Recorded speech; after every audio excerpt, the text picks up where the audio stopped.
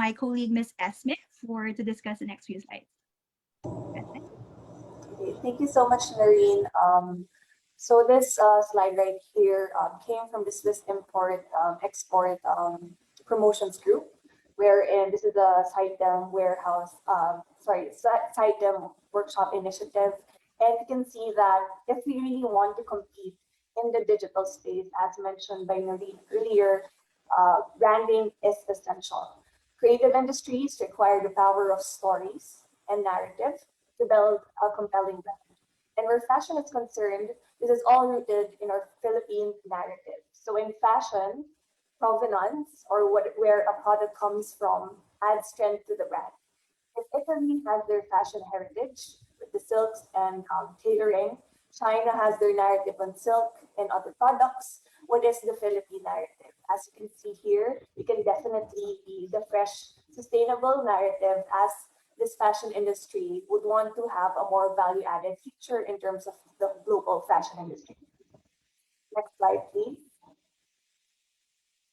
So we have seen a lot of things already happening for the past few years in a systemic shift in fashion by by um, by by projects from CITEM, such as Fame Plus and the councils as Happy, the Philippine Textile Council.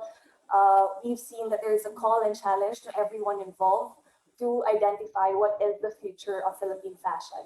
So we really do need a group effort to transformative innovation, as we might need to shift the entire system into a different kind of framework that is created to be viable for the future. Next slide, please. In terms of shifting the whole narrative and the storyline of the fashion industry, we're seeing two things that we've seen this trend already coming from the private sector.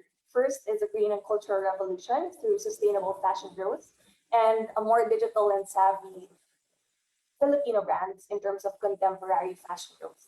So we are already seeing all of these transformative signals in the Philippine fashion today. Filipino fashion social enterprises forge partnerships with reliable brands such as Rags to Riches. This is a partnership with IKEA, so we can see that even as small medium enterprises, big brands like IKEA believes in the power of branding. And of course, we are also seeing the fountain of digital savvy consumers and creators fueling the growth of contemporary fashion.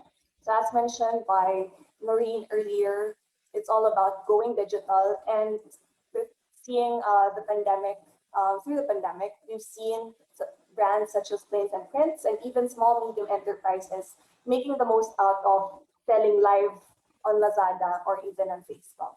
We've seen that there is innovation wherever, from big and small brands alike. Next slide. So there is from research from DTI. Thank you again, Yusek Aldapa. From research from De La Salle University, there is a global change in terms of the economic restructuring of China. So the country is shifting away from labor-intensive industries to more technological and capital-intensive industries due to its increasing labor costs. So this is such a rare opportunity, as per that research, that the Philippines cannot afford to miss. So the employment and foreign exchange rate earnings that will be generated from the industry will help push the country's goal towards inclusive and economic growth. Next slide. I'd like to give the floor back to Carissa.